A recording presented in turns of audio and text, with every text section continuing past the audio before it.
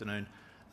Look, American West Metals is an ASX-listed company, so bear with me while I work through a little bit of jet lag today. But base metal focused and with a particularly strong focus on copper. And I hope to take a very interesting copper story today, but also a very unique and exciting growth story as well today, which I'll talk to. But before I leave this slide, I'll just show you this is the typical mineralisation that we see at Storm project in Canada, which is a chalcocite dominant breccia hosted in dolomite. The beauty of this core here is we don't have the assays back yet, but this was drilled 300 metres below the existing deposit. So there's evidence of a very large system here at depth, which I'll talk to.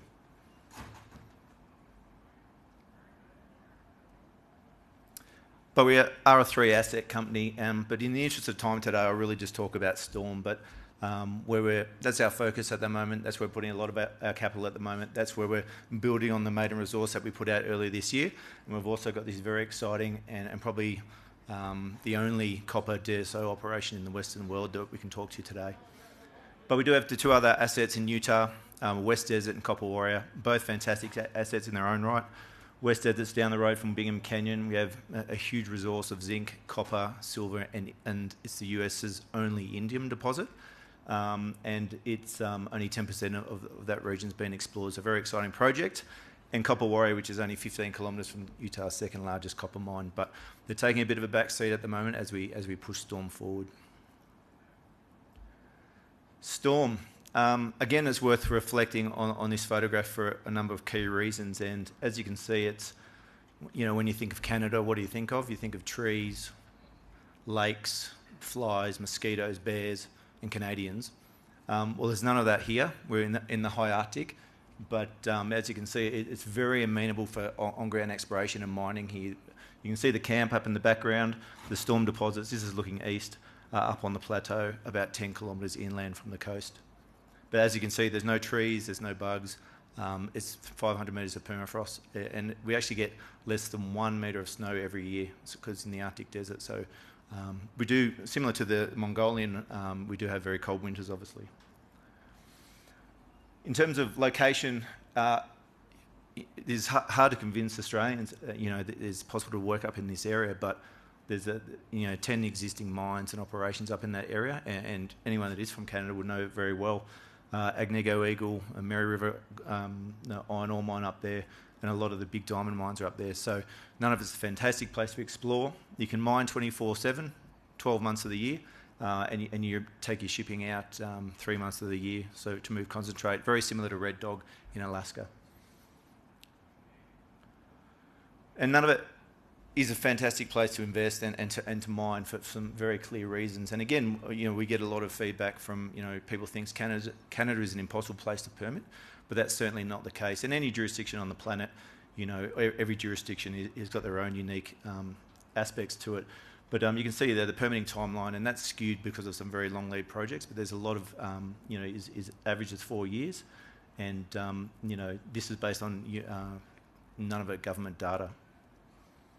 That's the Mary River iron ore mine, as you can see there, that operate all year round. So what do we have at Storm? So we've taken this very quickly from exploration concept to resource and maiden resource this year, and we're building on that very quickly. We've done over 20,000 metres of drilling this year to date already. But this is a typical sediment-hosted copper deposit, so chalcocite dominant. And as you know, the clear examples of these are the Kalahari copper belt, so Mateo, that Samphire Resources, and obviously the Central African copper belt. These generally tend to be very large and clusters of deposits. So what we have here is we've divined over 200,000 tonnes of copper as a main resource, and that's growing very quickly this year. Cyclone deposits, very flat lying, very close to surface. The other southern deposits, the three there, are all subvertical and related to structurally hosted faults and things like that. So two distinct, deposit styles on the project. This is what Cyclone looks like. In a summary, it's over 1.5 kilometres long, over 600 metres wide. It's a very flat tabular ore body, starting 25 metres at surface. All of the sulphide here is fresh, so there's no oxide at all. And it gets up to 60 metres thick in places here, but the average thickness here is about 20 to 25 metres. very amenable to mining. Some of the work we've done, it's growing very quickly. Some of the work we've done in those lighter blue boxes there shows some of the intersections that we're getting outside the current pit shell. So we know this resource is going to grow. But grow, it will, and there's a couple of other clear reasons why we expect the resources to grow this year. And a couple of discoveries we made last year, which is Thunder, essentially 50 metres at 3% copper from 30 metres down, and also the Lightning Ridge will aim to bring those into resources this year as well. And we've made 2 new discoveries as well, the Gap and Squall this year, which that'll be for next year. So this thing's organically growing year on, year out. So we expect a significant resource grade up at the back end of this year. But this has only been explored down to 100 vertical metres depth. And as that photo from page 1 showed, is that we've done 7 drill holes at depth, and we've identified a cyclone style system at about 300 metres vertical depth. So this is a stacked system and is growing exponentially. But Storm's only one part of a very large puzzle. Storm represents 5% of the belt.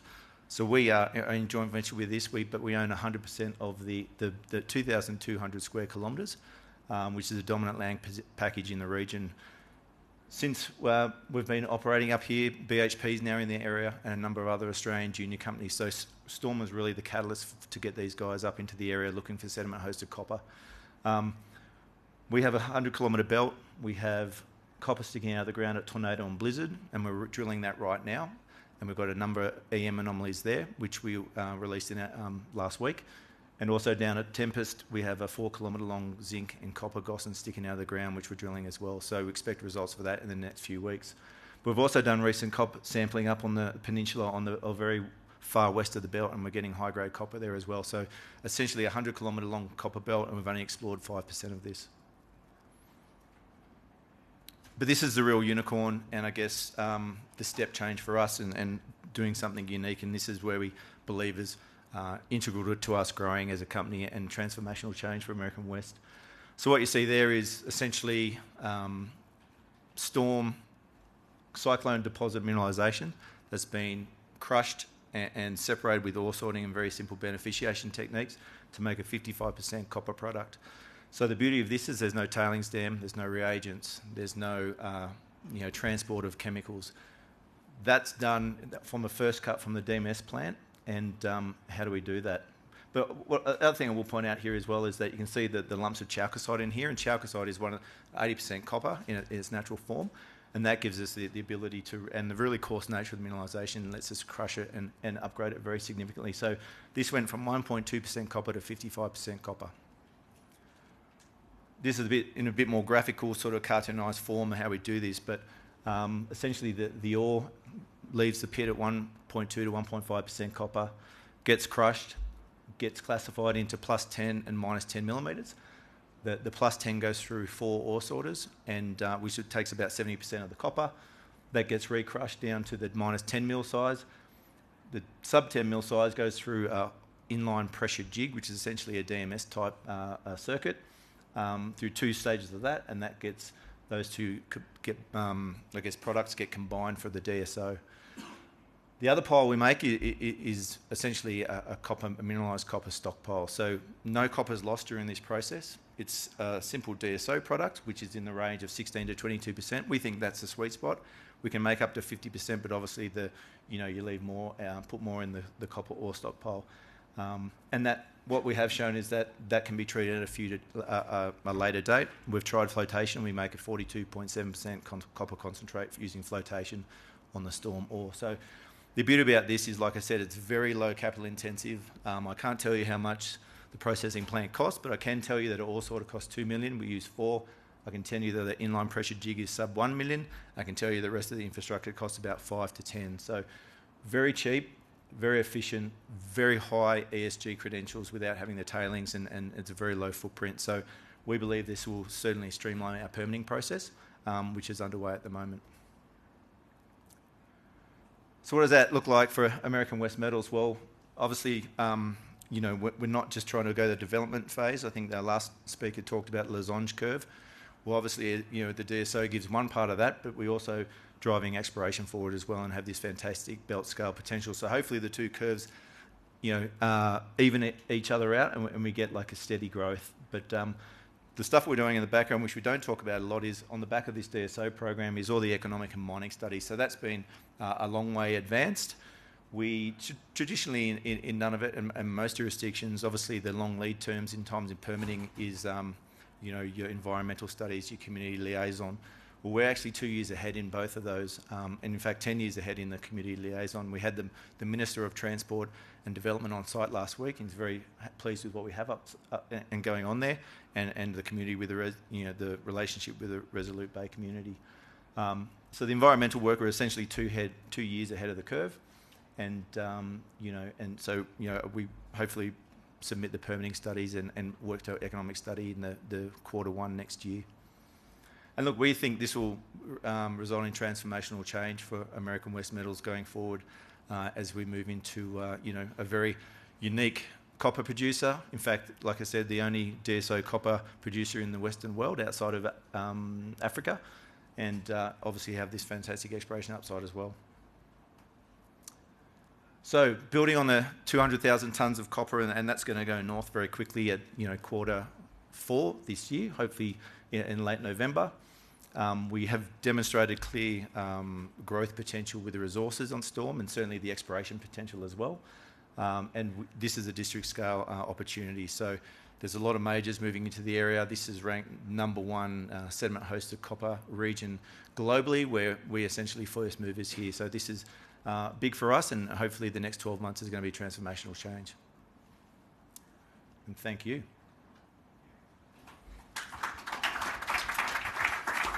Just before you go, any questions in the room? Where's the DSO going to go? What's the plan for that? Yeah, great question. And the answer is it can go anywhere. So I've spoken to a lot of smelters and a lot of metal traders, and essentially our DSO, because it's essentially the chalcocite hosted in dolomite, is copper, sulfur, calcium and magnesium. And there's no arsenic, there's a little bit of silver as well, which is payable off and on. And so that can go into any smelter. So we're now working with the smelters about what is the ideal product, and usually around grain size. And so the sub 10 mil product is generally around 2 to 4 mils. So there may be another crushing circuit in the back end to take it down to about 2 mils. That's what they kind of prefer. But certainly anything under 10 mils can be taken, and that's what the product we send is. So short answer is, I mean, the most obvious choice is the Horn smelter at Sudbury. The shipping line that we're using, and the ship comes next week to supply the project, their base is in Montreal, and so it's a quick train line across. But it also go to Europe as well, obviously, the copper smelters in Europe. And, Red Dog goes all the way down to Townsville in Queensland, so the copper will travel, and it looks like it's going to be a pretty premium product.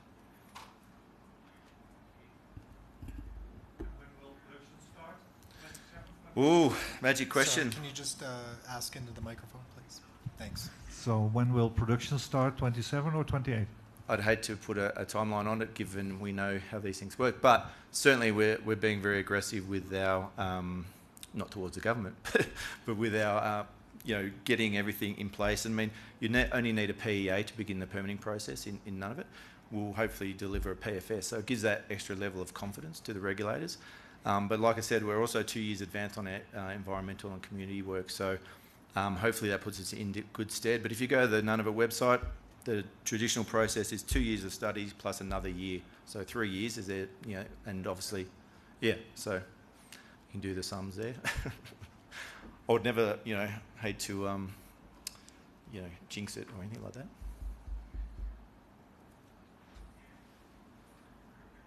All right, thank you very much. Thank you.